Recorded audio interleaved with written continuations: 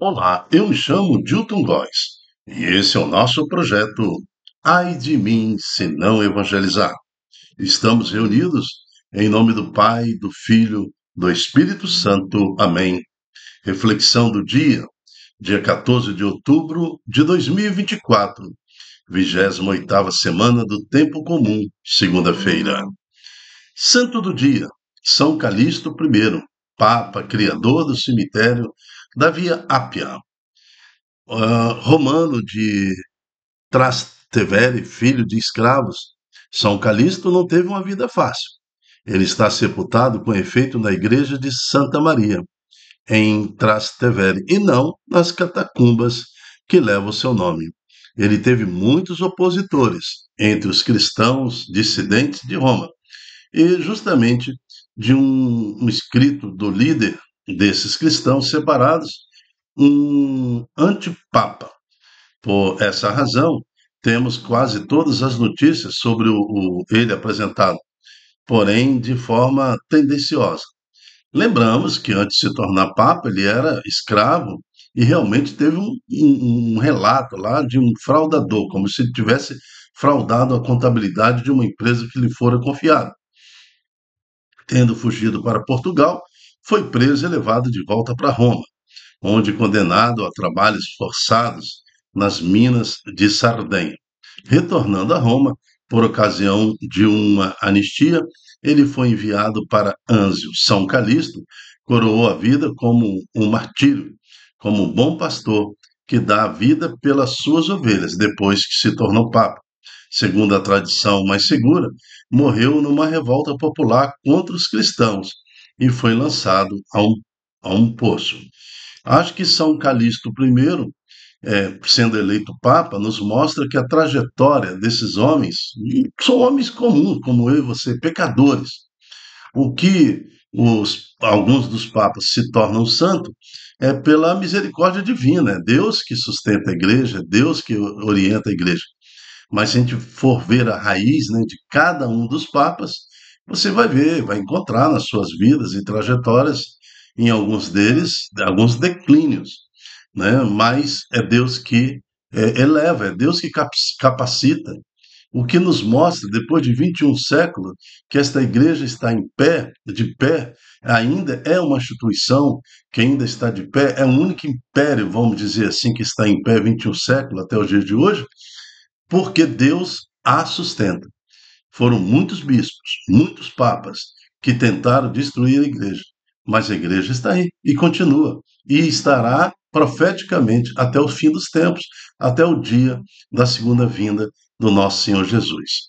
São Calixto I, Papa, criador do cemitério da Via Ápia, rogai por nós, rogai pela igreja, para que ela se mantenha firme, sustentada na pessoa do Espírito Santo. Amém.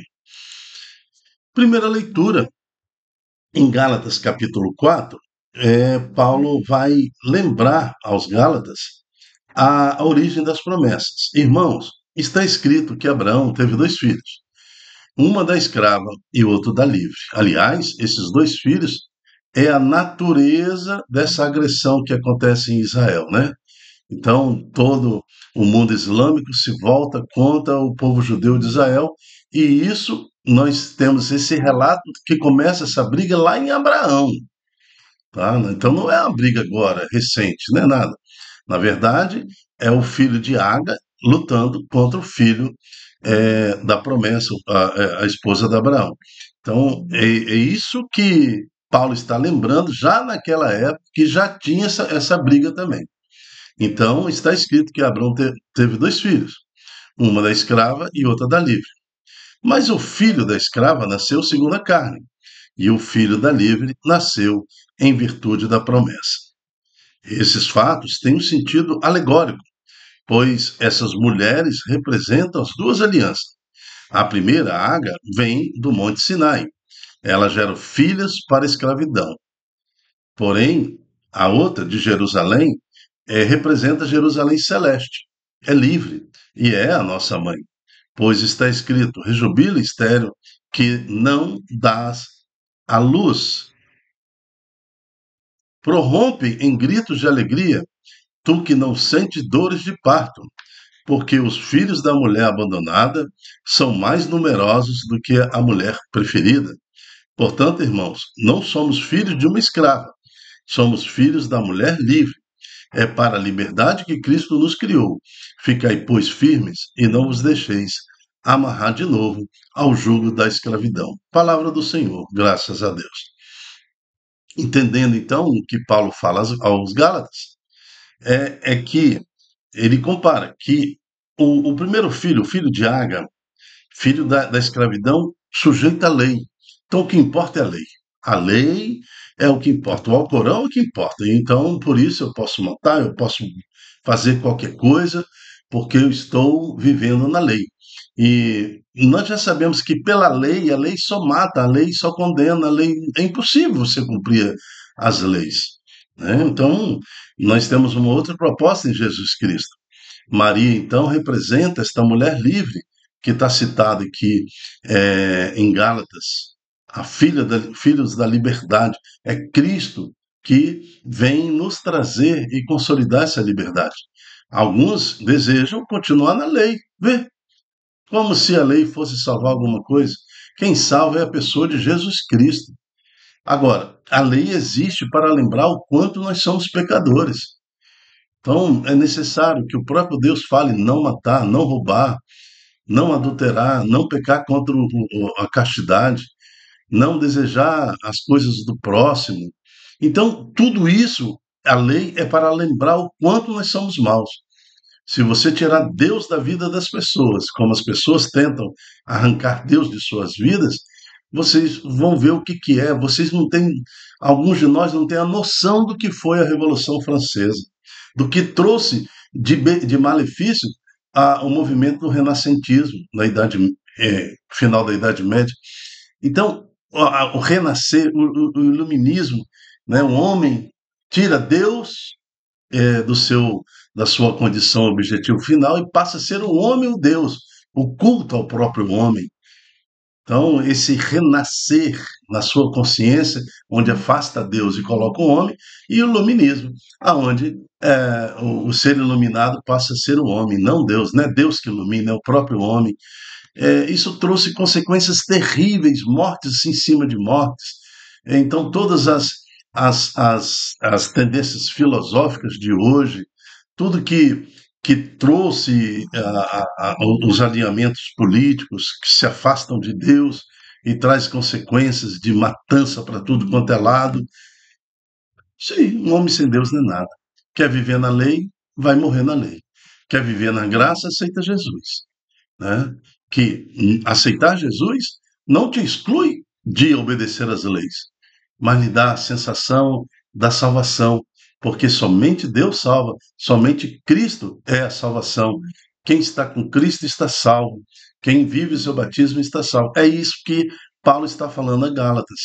Alguns preferem viver na lei, se comportar nesse mundo como filho da escrava. Nós temos que nos comportar nesse mundo e viver esse mundo como filhos da liberdade. Amém. O salmo de hoje é o Salmo 112. Bendito seja o nome do Senhor, agora e para sempre. Louvai ao Senhor, ó servos do Senhor. Louvai, louvai o nome do Senhor, bendito seja o Senhor, agora e para toda a eternidade. Só consegue louvar assim aquele que se sente livre no louvor, aquele que aceita o nosso Senhor. Bendito seja o nome do Senhor, agora e para sempre.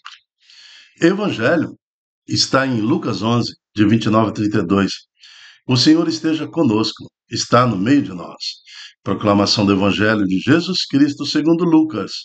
Glória a vós, Senhor.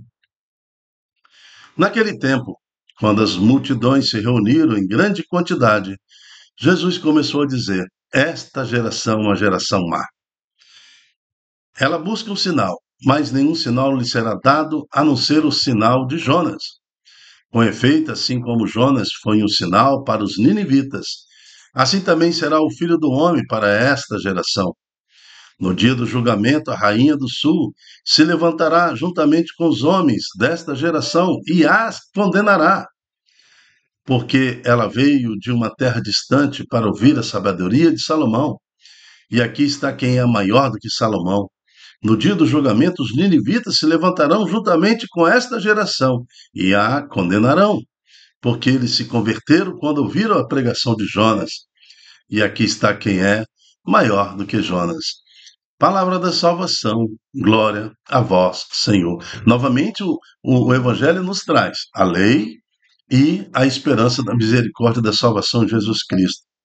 Novamente é colocado, os ninivitas, eles se corrompem, já conhecendo o Deus de, de Israel, né? Já também, alguns já vivendo aquela condição dos filhos da liberdade, se corrompem em seus proceder. Ali o Nínive se torna uma outra Sodoma, uma outra Gomorra. Então Deus escala Jonas para ir lá ser o profeta. Ele correu toda a cidade falando: arrependei-vos, né? Antes que seja tarde, colocai a poeira sobre vossas cabeças, vestir o saco, né, de vestes, tirai suas vestes de ouro, de prata, de bronze e arrependei-vos. Então é este o sinal de Jonas. Não é o sinal que ele ficou em Tangi na baleia, né, e depois foi cuspido no mar, que traz um reflexo da ressurreição. Também traz. Mas essa história de Jonas já é uma alegoria, então nós temos que entender como ela é de fato. Mas o fato é que Jonas anuncia o arrependimento. Assim João Batista anuncia, e assim o próprio Cristo agora, que anuncia o arrependimento. Arrependei-vos, né? Convertei-vos ao Evangelho, receba o sinal de santidade, o batismo, em nome do Pai, do Filho e do Espírito Santo. Renuncie a Satanás e suas obras. Aceite a proposta do céu para você. Aí sim, a alegoria do peixe, que ele ficou 3 dias, três noites, a ressurreição de Jesus Cristo, é pela ressurreição que é o princípio de tudo. Nós também seremos ressuscitados ao terceiro dia. Nós também seremos ressuscitados no dia da nossa morte e seremos levados aos céus. Aquele que vive segundo a orientação do Espírito Santo. Então, se na primeira leitura Paulo dá a reflexão, ou seguir o caminho da escrava, ou seguir o caminho da livre, agora Jesus também está falando. Aqui está no meio de vós quem é acima de Jonas, quem é acima de Salomão. Ora, os ninivitas vão julgar essa geração, né, com muito mais rigor. Inclusive, até a rainha de Sabá vai julgar esta geração. Eles que têm origem completamente pagã. Então, o que nós estamos fazendo com a nossa vida? É hora de nos convertermos ao nosso Senhor Jesus. Aceite a condição de liberdade. É a igreja celeste que há de descer, a liberdade. Ela veio por Maria, com Maria. É Jesus Cristo que está no nosso meio. É a consolidação do plano de salvação, um plano que foi feito para você. Deus só deseja uma coisa: que seu sim seja sim, né? Infelizmente, que seu não seja não, porque os mornos serão vomitados. Aqueles que vivem uma vida intermediária, ora Satanás, ora Deus, serão vomitados. Que seu sim seja sim. A proposta de Deus é total liberdade, ressurreição e vida eterna diante de Deus. Que Deus tenha piedade de nós. E que assim como São Calixto se tornou um homem santo com a vida pregressa, meia confusa, nós possamos também, mediante a este convite de Jesus, rejeitar os pecados e aceitar a salvação. Amém. Eu me chamo Dilton Góes e quero lembrar que a reflexão do dia é uma ferramenta que nós usamos para estudar as palavras que compõem a liturgia. Então, a liturgia da palavra, por isso que nós fazemos a reflexão na primeira, segunda leitura, Salmo, Evangelho. E eu quero te fazer um convite. Multiplique em suas redes sociais este estudo, esta oração, esta pregação, para que mais pessoas tomem ciência de que é necessário abraçar a proposta de Deus e encontrar a salvação. Amém. Até a próxima, se Deus quiser. Tchau, tchau.